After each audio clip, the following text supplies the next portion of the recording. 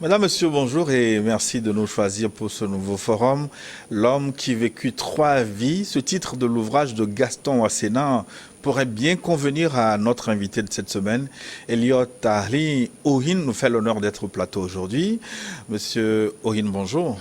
Bonjour Monsieur Boko, et merci d'être reçu par votre télévision pour cette émission. Elliot Ahli Ohin, ancien ministre togolais en charge notamment des Affaires étrangères. Ensuite, vous êtes passé par la réforme de l'administration, puis ministre sans portefeuille. Vous êtes le deuxième vice-président de l'Union des forces de changement, UFC, deuxième vice-président, mais on aurait pu dire même premier vice-président par intérim ou carrément président national par intérim. Mais écoutez, d'après nos tests, avant même de revenir là-dessus, j'étais pas sans portefeuille. J'étais auprès du Premier ministre. J'ai travaillé avec le Premier ministre, j'étais ministre auprès du Premier ministre. C'était pas sans portefeuille. Je tiens à ratifier cela. Mais pour revenir à votre question, écoutez, selon nos tests, compte tenu du fait que le président national est absent du territoire en ce moment, nos tests stipulent clairement qu'en l'absence du président national, les vice-présidents, dans un ordre de préséance, prennent la place du président et jouent pleinement le rôle du président, en intérim bien sûr, avant que le président ne revienne. Et nous aurons l'occasion de revenir sur ce sujet qui suscite polémique parfois au sein de votre parti politique. On va avec vous décrypter votre vie, la vie de votre parti avant, pendant et après l'accord politique global qui peut être considéré comme le tournant de l'histoire de la vie politique de votre parti. Et le temps de rappeler à nos fidèles téléspectateurs qu'ils peuvent bien participer à notre discussion en nous envoyant des questions écrites comme d'habitude via le numéro qui s'affiche à l'écran, plus 228 96 46 10 31, plus 228 96 46 10 31. Les questions que vous souhaitez au ministre Elliot Ohin qui est au plateau aujourd'hui.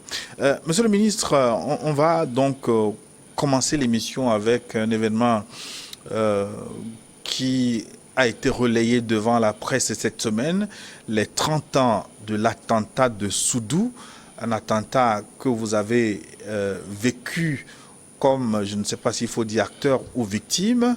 Ça fait 30 ans exactement, puisque ça s'est passé le 5 mai 1992, attentat au cours duquel il y a eu mort d'hommes, beaucoup de morts, Gilchrist Olympio criblé de balles, et vous-même d'ailleurs. Avez-vous compris ce qui s'est passé ce jour-là, ce 5 mai 1992 à Soudoux? Mais écoutez, je vous réponds non.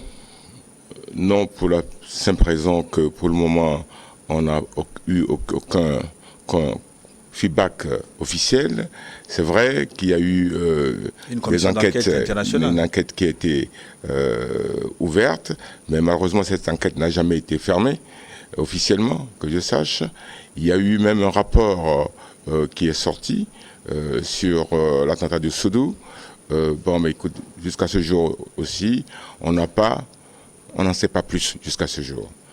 Mais ce qui est sûr, et je vais paraphraser un peu Voltaire pour vous dire que qui pardonne au crime en devient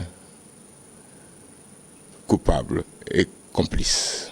Qui pardonne au crime en devient complice. Ça veut dire que jusqu'à présent, on n'a pas eu les résultats des enquêtes, rien n'a été fait. Ceux qui ont commis cet attentat sont toujours dans la nature, donc on attend. Mais je tiens, pour commencer cette émission, à rendre hommage et à honorer les mémoires de ceux qui sont partis.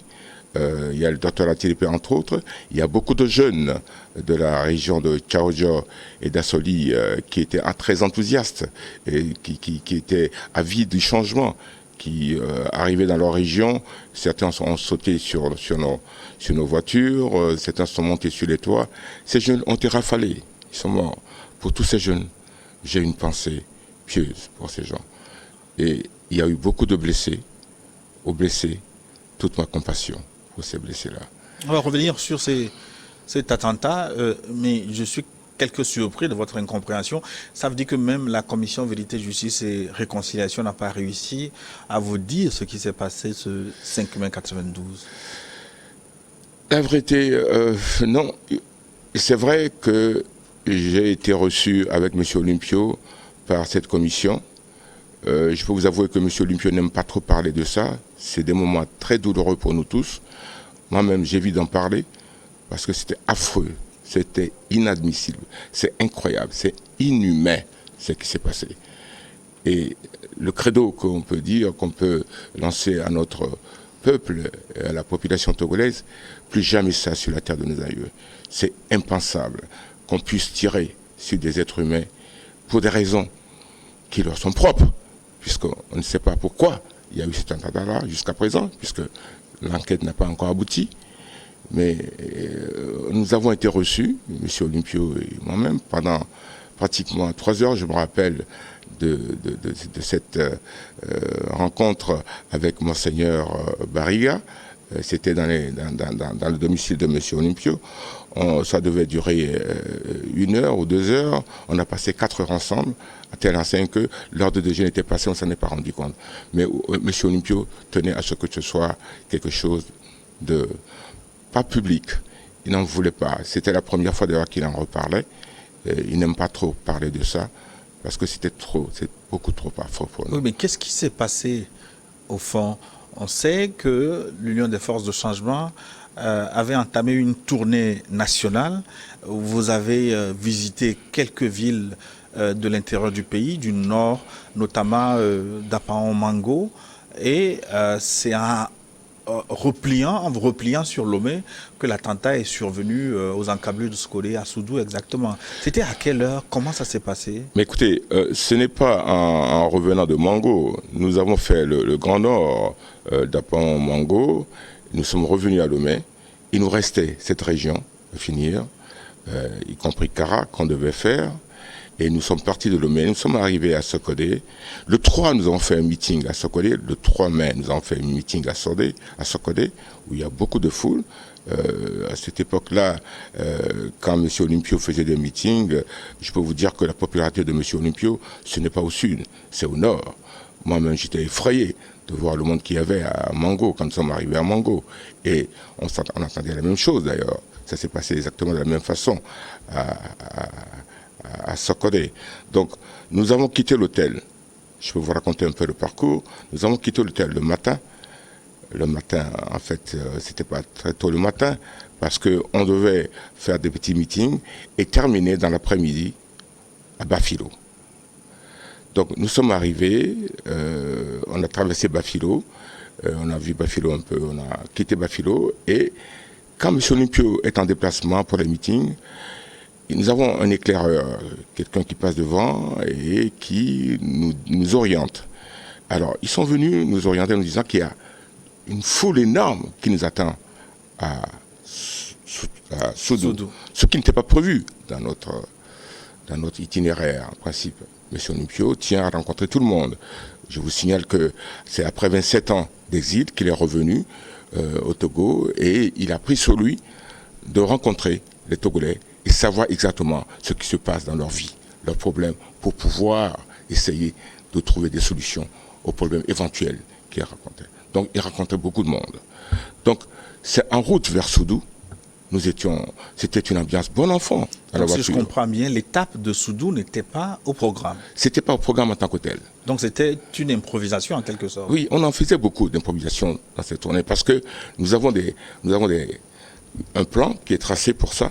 Mais quand il y a des centaines de personnes qui attendaient, qui voulaient le voir, et que l'éclaireur vient nous signaler qu'il y a des gens qui attendent ici, nous faisons des fois des détours pour aller rencontrer les gens rapidement et revenir. Donc nous devons revenir sur Bafilo après.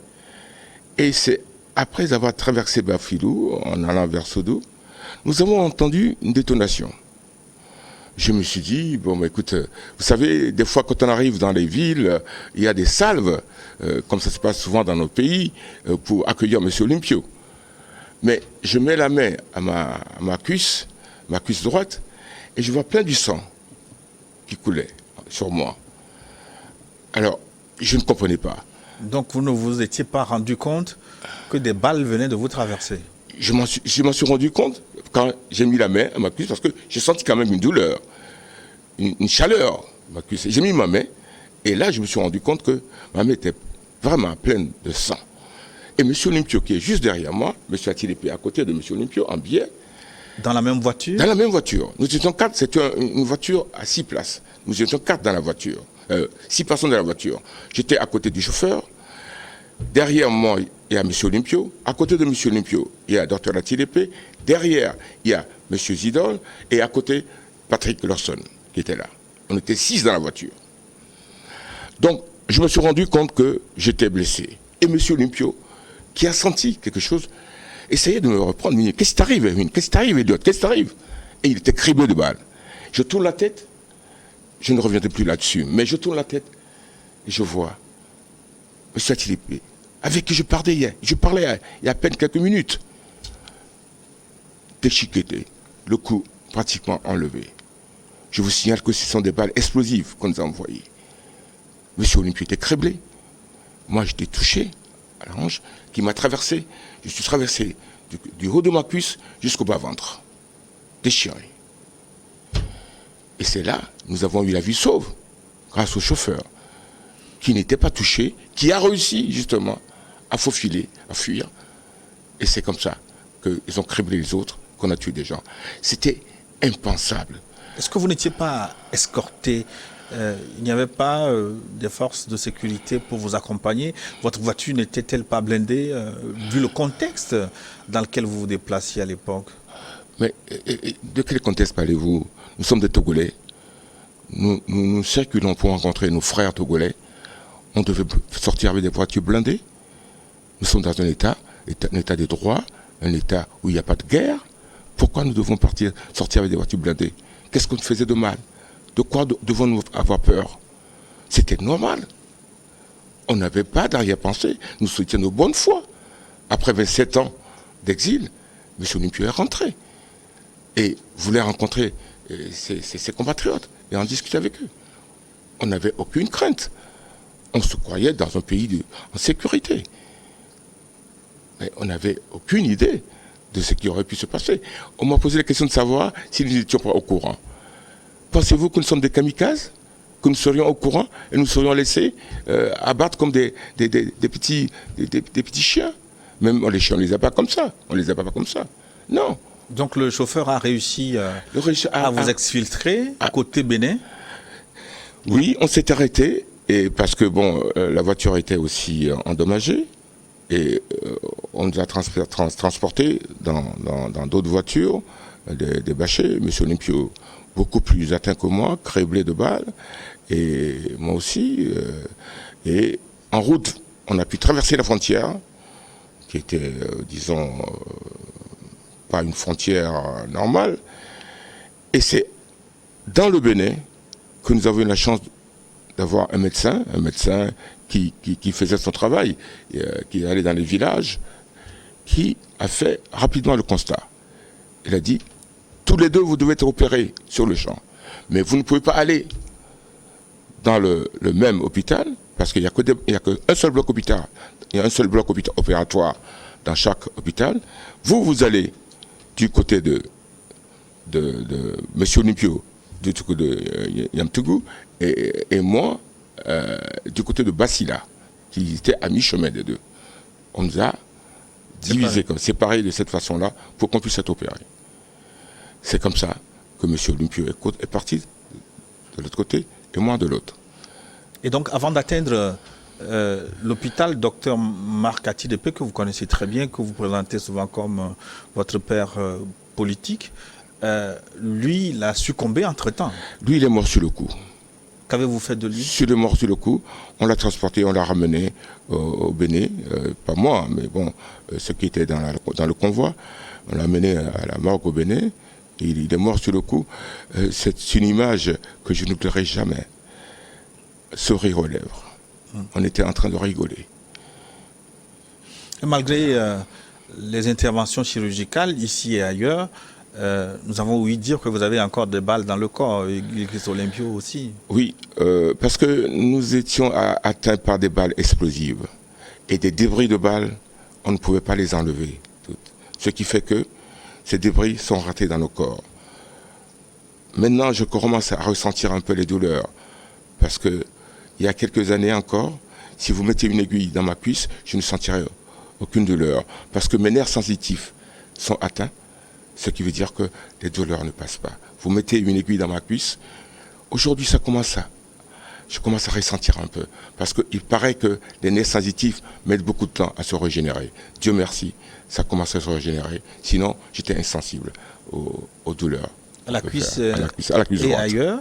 À la cuisse droite et au ventre, partout. Donc, c'est comme ça, on nous a déchirés. Mais Dieu nous a sauvé la vie, mais nous n'oublierons pas nos camarades qui sont partis. Surtout ces jeunes, très enthousiastes. C'est vraiment une image que je ne peux pas oublier. C'est très dur, c'est inadmissible, ce n'est pas humain, c'est impossible. Oui, mais et dans la tête, comment vous avez réussi à surmonter ce que vous décrivez comme apocalyptique? Est-ce que vous avez travaillé avec des psychologues? Comment avez-vous fait pour revivre? Oui, on m'a proposé de travailler avec des psychologues, mais j'ai remis ça sur moi et je me suis mis à travailler tout seul là-dessus, à essayer d'échapper. Je vous le cache pas que pendant longtemps, des fois la nuit, je me réveille et je vois l'image de ce qui s'est passé. Nous avons exposé certaines photos la dernière fois à notre siège, à la conférence de presse. Je n'ai pas voulu revoir ces photos-là. Parce que nous étions, Dieu merci, nous étions, M. Olympio et moi-même, nous étions conscients de la situation, de ce qui s'est passé. M. Atielepe est mort sur le coup, mais nous étions conscients. C'est vrai qu'on était criblés de balles, M. Olympio beaucoup plus que moi, mais nous étions conscients et j'ai pu voir un peu. Parce que on voulait me transporter de la voiture, moi je pouvais mettre le pied par terre. J'ai cette réminiscence d'une époque, je voulais mettre le pied par terre pour voir si mon nerf sciatique n'était pas atteint. Parce que je n'aurais pas pu mettre le pied par terre si mon nerf sciatique était atteint. Heureusement, Dieu merci, le nerf sciatique n'est pas atteint. Et le médecin qui m'a opéré au Bénin, qui m'a enlevé toutes les nécroses et a remis les choses en place, m'a raconté quelque chose qui était vraiment très dur. Le médecin me disait, vous êtes sauvé, mais je ne peux pas expliquer ce qui s'est passé. On a eu l'impression que la balle a sauté votre nerf sciatique et a évité votre nerf sciatique. Quand j'ai enlevé les nécroses, tout ce qui est mort, on a eu l'impression que la balle qui devait toucher votre nerf sciatique a évité ce nerf sciatique pour vous. Vous êtes sauvé. Et on ne s'est pas arrêté là. L'hôpital où je suis, la nuit, on nous a poursuivis encore. C'est comme ça qu'on m'a transporté de Basila à Cotonou. Et à Cotonou, on nous a dit, les autorités béninoises ont dit qu'ils ne peuvent pas nous garder à l'hôpital à Cotonou. Ils veulent me remettre dans la main des Togolais parce qu'il y a trop de menaces. C'est comme ça qu'officiellement, ça je m'en souviendrai toujours, officiellement, avec des motards devant, dans une ambulance, on m'a ramené jusqu'à la frontière du Togo. Et les Béninois ont dit, on vous remet, vous êtes en vie, aux Togolais. C'est comme ça qu'on m'a remis. Et M. Olympio, Dieu merci, on l'a transporté. Le président de Côte d'Ivoire a envoyé un avion pour le ramener. Il était beaucoup, beaucoup plus touché que moi. Oui, justement, ce qui a été décrit par certains témoins, parfois par certains écrits, c'est que vous avez reçu beaucoup de balles. Mais comment se fait-il que vous avez pu survivre de tout ce que vous avez reçu? Vous aviez des protections particulières? Oh non, aucune protection particulière, sauf celle de Dieu. Vous êtes des hommes politiques, après tout. Sauf celle de Dieu. C'est tout ce que nous avons comme protection. C'est tout. Oui, après les impacts de balles, les sangs que vous avez perdus durant des heures de trajet pour trouver un hôpital. Oui, c'est vrai. Nous avons. Il y a une équipe du convoi qui m'a suivi, j'ai appris après, qui ont donné du sang. mon groupe était un groupe facile, qui ont beaucoup donné ça. La même chose s'est passée pour M. Olympio. Disons que Dieu était avec nous. Après ce qui s'est passé, nous pouvons dire que Dieu était avec nous. Oui. Donc, vous nous disiez tantôt que vous n'avez pas compris pourquoi vous étiez attaqué. Et moi, dans mon rôle, pas pour jouer l'avocat du diable, l'UFC avait été accusé de mener des attaques des terroristes, dont la plus célèbre, c'est le 23 septembre 86, des attaques contre le pouvoir en place, d'autres attaques ont eu lieu. D'abord, est-ce que ces accusations sont fondées? Est-ce qu'on ne peut pas comprendre qu'à un moment donné, certains éléments incontrôlés aient voulu se venger de ce passé qu'on vous collait à la peau?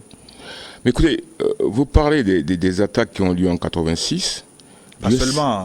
L'USC n'était pas créé en ce moment-là. Oui, je vous signale que je vous signale que je suis membre fondateur de l'UFC et même beaucoup plus. C'est moi qui suis allé déposer les dossiers pour créer l'UFC. Et j'étais au premier rang de l'UFC. J'étais à la première loge. Jamais, au grand jamais, nous avons émis l'idée de faire des attaques terroristes au Togo. Jamais. Parce que nous savions ce que ça pourrait causer comme dégâts à notre population. Vous savez, en politique, des fois, on a recours à la guerre. Mais c'est dans des circonstances assez particulières qu'on en arrive là. Mais on n'en était pas là au Togo. Jamais. Vous savez, la guerre, c'est une option, mais c'est toujours la dernière option dans ce genre de combat. Et nous, à l'UFC, nous ne voulions pas ça pour notre pays.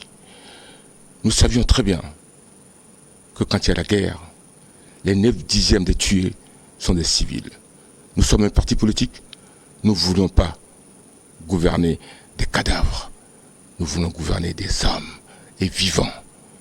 Donc jamais, au grand jamais, l'UFC, dont je suis le premier secrétaire dans l'ordre chronologique, ne s'est jamais réuni pour décider d'une attaque terroriste au Togo. Mais pas peut-être le parti, mais est-ce que certains individus du parti, certains responsables n'étaient pas associés à ces attaques contre le pouvoir d'alors?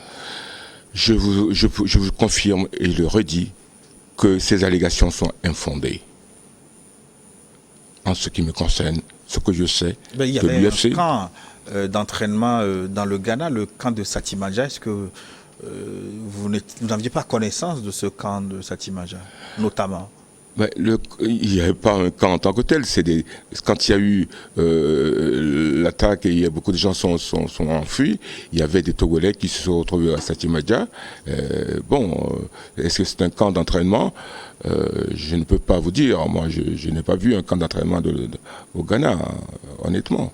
Je ne savais pas. Je sais qu'il y a des Togolais qui se sont retrouvés à Satimaja, mais c'est des réfugiés. Des réfugiés qui ont quitté le Togo à une époque. C'est tout, c'est ce que je savais. Donc, de près ou de loin, l'UFC n'était pas associé, ni les responsables du parti, à ces attaques, que ce soit le 23 septembre 86 ou bien le 24 janvier ou le 25 mars. Il y a eu plusieurs dates, plusieurs attaques. L'UFC a été créé en 1994. Et c'est moi qui suis à l'origine de la création, en fait. Mais je peux vous affirmer que jamais. Alors, quelle leçon tirez-vous de cet épisode de votre vie politique? De quel épisode parlez-vous? De tout ce parcours? La leçon qu'on peut en tirer, c'est que au jour d'aujourd'hui, les commanditaires et ou les exécutants ne sont toujours pas reconnus. Mais tout ce que je peux vous dire, c'est que je sais qu'il y a des gens qui ont voulu nous tuer, qui ont tué des gens. C'est tout ce que je sais. Et la leçon que j'en tire, c'est qu'à cette époque-là, parce que Dieu merci, nous avons évolué. À cette époque-là, la vie d'un être humain, peut-être pour certains encore aujourd'hui, mais à cette époque-là, la vie d'un être humain n'avait aucune valeur pour certains. Pour posaient des actes de ce genre-là, la vie d'un être humain n'avait aucune valeur pour ces gens-là, pour faire cette barbarie qu'ils ont fait avec nous. Est-ce que vous avez tourné la page? Oui, on tourne la page, mais on n'oublie pas. Ça nous permet justement de se battre pour éviter que des choses comme ça ne se répètent encore dans notre pays. On tourne la page, mais on n'oublie pas. La preuve en est que nous avons des traces indélébiles sur notre corps. Et vous les voyez souvent. Quand vous vous déshabillez quand vous vous déshabillez, vous avez toujours ces traces-là qui sont là. Je vous ai déchiré du haut de votre cuisse jusqu'au bas-ventre. Les cicatrices sont restées, ils sont indélébiles. Pareil pour M. Olympio et d'autres aussi, parce qu'il y a beaucoup de gens qui ont été blessés. À ceux-là, ils ont toute ma compassion. C'est des choses qu'on n'oublie pas facilement. Mais on doit avancer. Ouais. C'est la première étape donc de votre vie politique, on va dire. Maintenant, la deuxième étape, que moi je considère comme l'accord RPT-UFC que vous avez signé il y a une dizaine d'années. Une question d'abord, avant d'aborder l'accord lui-même, seriez-vous tenté d'une manière ou d'une autre par une revanche si cet accord n'avait pas eu lieu? Écoutez, pour qu'il y ait une revanche, il faut d'abord que nous connaissions les auteurs de cet attentat-là. On ne les connaît pas. La revanche sur qui? Pourquoi? Mais en ce qui me concerne personnellement, de par ma croyance, seul Dieu est juge. Donc, la revanche ne me fera même pas. Mais nous devons avancer pour le pays. Et donc, et pourquoi, malgré tout ça, vous avez, puisque vous étiez personnellement impliqué dans cet accord RPT-UFC, pourquoi vous avez accepté ce rapprochement? C'est une très bonne question. Je pense que c'est l'accord RPT-UFC, beaucoup de journalistes en ont fait une fixe-action, où on en parle souvent. Ça me permet encore une fois de vous expliquer réellement ce qui s'est passé. En 2010, après les élections présidentielles, si vous vous souvenez, le climat sociopolitique était dans une tension, la tension était énorme. La tension était arrivée à son paroxysme. La tension de 2005 était encore plus forte. En 2010... Oui, là, nous sommes rentrés, M. Olympio est là. Je parle des choses qu'on a vécues, nous. Donc la tension était à son paroxysme. Et nous nous sommes dit, qu'est-ce qu'il faut faire pour faire descendre la tension? Parce que tout aurait pu arriver. Il faut arrêter cette tension-là. Et nous sommes concertés, nous nous sommes dit, il faut d'abord que nous renoncions à notre politique de tout ou rien et de négociations très serrées et de lamentations perpétuelles. Nous nous sommes dit, il faut arrêter justement tout ça pour permettre à la tension de baisser. Parce que pour nous, ce qui était important, ce n'est pas qu'il y a un candidat qui gagne sur un autre, ni un parti qui gagne sur un autre, mais c'est le Togo pour nous qui doit gagner. Pour que le Togo puisse gagner, il faudrait, de toute façon, qu'on instaure la paix. Donc nous nous sommes dit, il faut arrêter cela. Et nous avons, excusez-moi l'expression, nous avons enterré la rage de la guerre. La rage de la guerre, nous l'avons enterrée et on s'est dit, plus justement de politique jusqu'au boutiste, de la chaise vide. On s'est dit non, on arrête. Pour sauver le pays, parce qu'on voyait ce qui aurait pu se passer. Et en deuxième stade, notre deuxième ambition, c'est de dire que nous pourrions peut-être essayer de faire évoluer le système en demandant, en aidant à ce que, justement, les réformes structurelles soient mises en place dans un premier temps et dans un deuxième temps, qu'on essaie de voir dans quelles conditions nous pouvons mettre en place les conditions nécessaires pour une transition pacifique à terme qui va déboucher sur une alternance. Vous conviendrez avec moi que la première partie de notre ambition, c'est-à-dire les réformes structurelles, ont été atteintes. Les réformes sont là au Togo. Mais la deuxième partie, qui consiste à arriver à une transition pacifique, nous nous battons encore pour ça. Et nous sommes persuadés que ça arrivera. Parce que dans la règle de la démocratie, l'alternance joue un rôle très important. Certains vont jusqu'à dire que c'est le poumon même de la démocratie. Mais est-ce que vous n'avez pas signé cet accord de guerre lasse? On se souvient qu'en 2010, Gilchrist Olympio n'avait pas pu participer à l'élection présidentielle et certains avaient dit que c'était pour embêter justement ces éventuels défunts qu'il a eu à signer cet accord avec le RPT d'alors. Mais en 2010, M. Olympio n'a pas pu participer aux élections pour la simple raison que le sort en a voulu autrement. Il n'a pas fait beaucoup d'efforts pour eu un accident. Positionner non plus un candidat. Ah si, il y a un candidat, il est venu soutenir au stade national, au stade à Lomé, malgré qu'il était dans un état, il était vraiment pas très en forme. Il s'est déplacé. Au premier meeting qu'il a fait, il était venu. Un soutien enthousiaste quand même. Mais qu'est-ce que vous appelez soutien enthousiaste? Il est venu au stade, il a pris la main de notre candidat, il a enlevé en montrant à tous les gens qui étaient là et à la télévision que c'est le candidat de l'UFC, M. Jean-Pierre Fabre.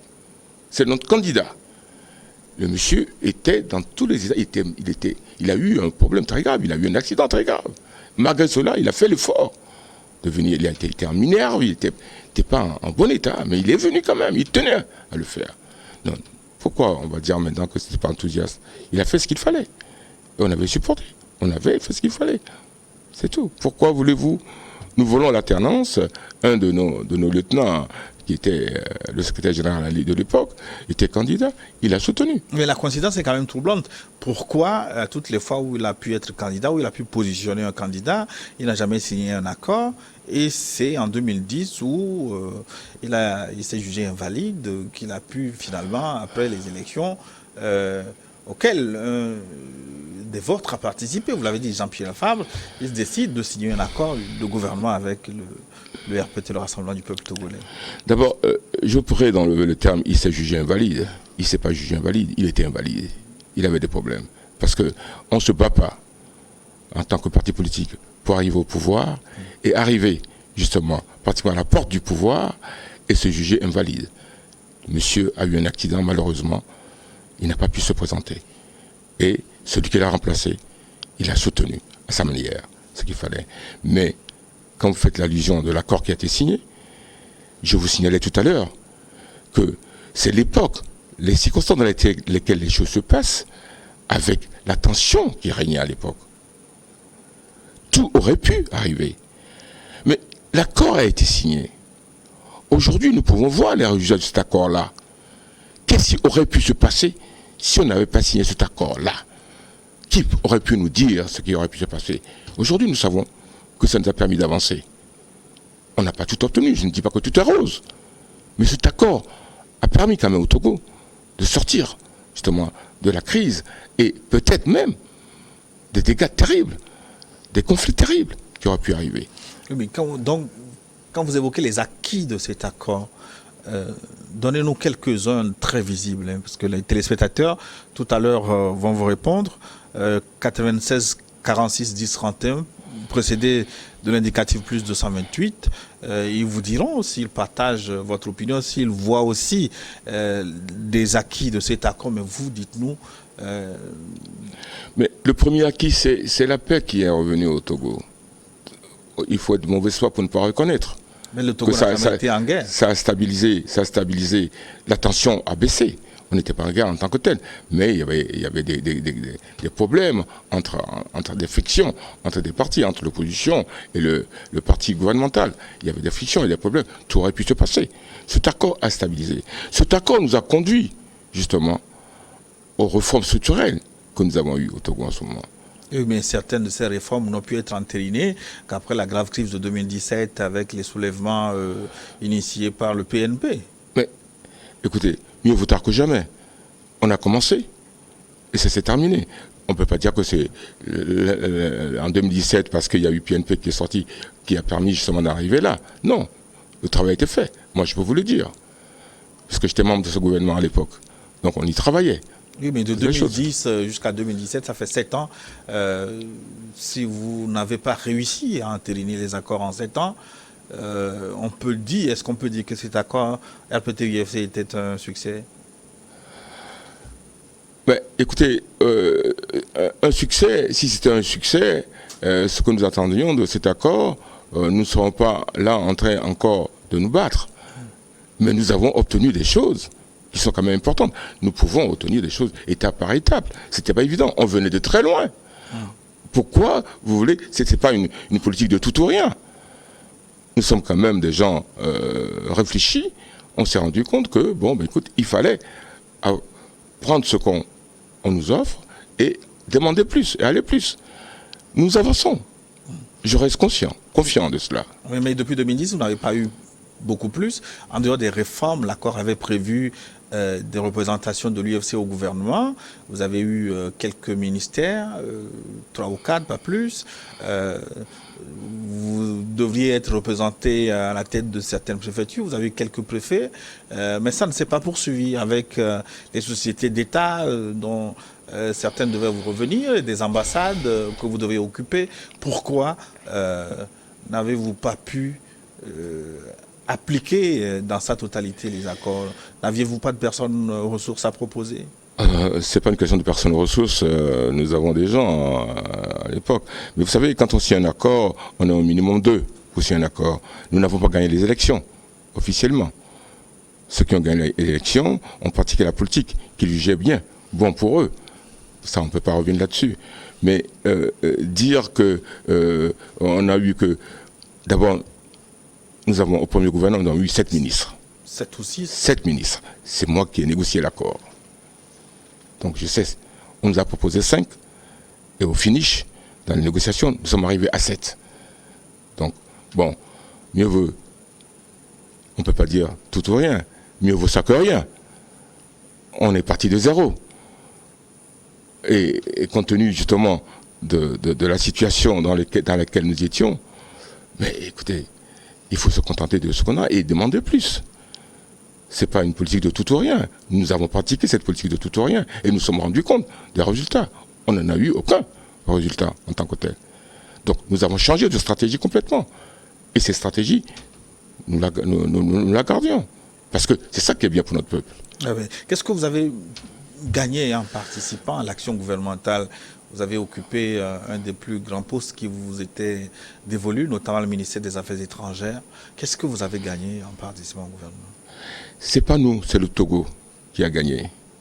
Le Togo a gagné la paix qui est revenue, la confiance est rétablie. Il y a eu justement des accords, il y avait des suspensions. On est revenu sur tout ça. Le pays a gagné, le Togo a gagné. C'est pas l'UFC. Nous sommes un parti politique, nous ne nous battons pas pour nous individuellement. Nous nous battons pour notre peuple. On s'engage en politique pour changer un pays, pour changer l'état de nos concitoyens. Ce n'était pas nous en tant que tel. C'est le pays qui a gagné dans ce sens-là. Si je prends votre poste, qui était un poste stratégique, hein, les affaires étrangères, que vous avez occupé pendant plusieurs années, est-ce que vous vous faisiez confiance? Est-ce que je me faisais confiance? Vous et le pouvoir, les tenants du pouvoir en place. Mais moi, j'ai pas eu l'impression qu'il n'y avait pas de problème particulier. J'étais ministre des Affaires étrangères. La première personne avec qui j'ai affaire, c'est le chef de l'État. J'étais souvent son précurseur pour certaines grandes réunions. Régulièrement? Très régulièrement, puisque j'arrivais avant lui. Nous faisons des ministériels avant que les présidents n'arrivent. Donc automatiquement, nous avons des contacts très réguliers. Il arrivait même dans certains déplacements que nous déjeunions, nous dînions ensemble. Donc on se voyait. En toute confiance. Hein? Mais en toute confiance. Nous sommes des Togolais. Il n'y avait pas de problème particulier avec le président national. Et je vous dirais même que dans le gouvernement, les ministres du UFC ne sont pas à part et les ministres RPT sont à part. Non, c'est le même gouvernement. Je vous signale que dans un gouvernement, le travail se fait à la chaîne. Et pour que le résultat final soit bon, il faut que tous les maillons de la chaîne fonctionnent normalement. Si un maillon ne fonctionne pas bien, le résultat final n'est pas bon. C'est ce qui arrive des fois d'ailleurs au Togo. C'est comme ça que ça fonctionne. Donc, pour faire avancer notre pays, nous devons travailler en toute confiance. Est-ce que vous n'aurez pas dû réclamer le poste de Premier ministre à l'époque, vu le contexte dans lequel l'accord a été signé, le passé qui est le vôtre? Est-ce que vous n'avez pas négocié à minima? Oui, avec si on mettra Paris dans une bouteille, comme dirait l'autre. Nous ne sommes pas arrivés là. Et nous avançons quand même. Mais on verra la suite. Mais nous avançons pour le pays. Il faut que notre pays avance, que le pays change, que le pays évolue. C'est ça le plus important pour nous. Que reste-t-il de cet accord RPT-UFC? Ah, c'est une bonne question. De cet accord RPT-UFC, je peux vous dire qu'il reste, en fait, ce que nous avons apporté dans la corbeille de la paix, de l'accord. C'est ce que nous avons apporté dans la corbeille de l'accord, c'est-à-dire la bonne foi et la décision de régler le problème togolais par des négociations, par des discussions, pour éviter que le pays tombe dans des crises, pour éviter que nous ayons des problèmes. Donc, dans la corbeille justement de cet accord, il reste toujours la foi que nous avons à notre peuple et la décision de régler le problème togolais pacifiquement, par des négociations, par des contacts directs avec le chef de l'État et les autres. Une parenthèse, hein, avant vous, d'autres avaient essayé cette méthode de discussion, de rapprochement, notamment Maître Yaovi Agboibo. Je peux citer aussi Edem Kodjo, mais vous les aviez combattus vivement à l'époque, quand ils prônaient le dialogue, le pardon, le grand pardon. Mais vous savez, l'être humain évolue, heureusement d'ailleurs. Je ne pense pas que vous êtes la même personne hier ou aujourd'hui. Tout évolue dans la vie. Et selon les circonstances, vous évoluez. La politique, ce n'est pas justement quelque chose de statique. Quand les choses évoluent, on évolue avec. C'est ce qui s'est sûrement passé. L'accord n'a-t-il pas détruit l'UFC dans une certaine mesure, l'opposition, beaucoup plus? L'UFC est toujours là. Et l'opposition est là aussi. Mais affaiblie. Affaiblie. Divisée, parce qu'il y a une frange qui est partie aller créer un autre parti, l'ANC, l'Alliance nationale pour le changement, qui était devenue une des plus grandes forces de l'opposition. Cette faiblesse dont vous parlez, nous le mettions sur le compte du fait que nous n'avons pas pu, au moment opportun, expliquer à notre population réellement les tenants et les aboutissants de cet accord, les raisons pour lesquelles cet accord a été signé. Et nous avons commencé à le faire. Je profite justement de votre radio, de télévision, pour en parler. J'en ai parlé tout à l'heure, des raisons pour lesquelles on est arrivé là. Oui, mais si vous n'avez pas pu convaincre vos camarades, vos collaborateurs qui sont allés créer un autre parti, comment allez-vous convaincre les Togolais? Ah, ça n'a rien à voir, parce que nos collaborateurs, l'idée qu'ils ont peut-être eue n'est pas l'idée que le peuple a justement de la politique. Il y avait des ambitions personnelles. Il y avait des gens qui pensaient que cette négociation devait leur revenir de droit, que ce n'était pas M. Olympio qui devait négocier. Mais pourquoi vous ne les avez pas impliqués dans les négociations? Pourquoi vous leur avez caché cet accord? L'accord n'a été caché à personne. Tout a été fait d'une façon ouverte. Ils étaient au courant. Tout le monde était au courant de cet accord, de cette discussion qu'on a eue. Tout le monde était au courant. Rien n'a été caché. Rien n'a été caché. Est-ce que le bureau national de l'UFC était impliqué Bien sûr que tu étais impliqué, puisque nous avons invité toutes nos fédérations de Lomé jusqu'à Saint-Cassé pour venir en discuter. Et la majorité absolue a décidé que l'UFC doit signer cet accord. Ça s'est passé de cette façon-là. Même ceux qui sont allés créer l'ANC? Mais ils font partie d'une fédération, ils n'ont pas voulu, ils étaient justement, disons, dans la frange des gens qui étaient dans des positions assez importantes dans le parti. Et ils ont vu que c'est pas, on les a pas laissés eux-mêmes négocier, parce que c'est ce qu'ils voulaient. C'est uniquement ça. Que c'est eux qui devaient prendre la première place de cette négociation. C'est ce qu'on a cru comprendre. Mais, vous savez, la politique, c'est un engagement individuel. Hein. Les gens sont libres. ce qui les a poussés à s'engager. S'ils se sont rendus compte que l'objectif qu'ils voulaient atteindre, la façon dont nous négocions les accords, l'accord ne leur convient pas, ils ne peuvent pas atteindre l'objectif, bon, ils sont partis. Qu'est-ce que nous pouvons faire? Que reste-t-il de l'UFC aujourd'hui? L'UFC est entier. Nous nous battons, je vous disais tout à l'heure que ce qui nous reste à faire, c'est de continuer à expliquer à notre population ce qui s'est passé réellement.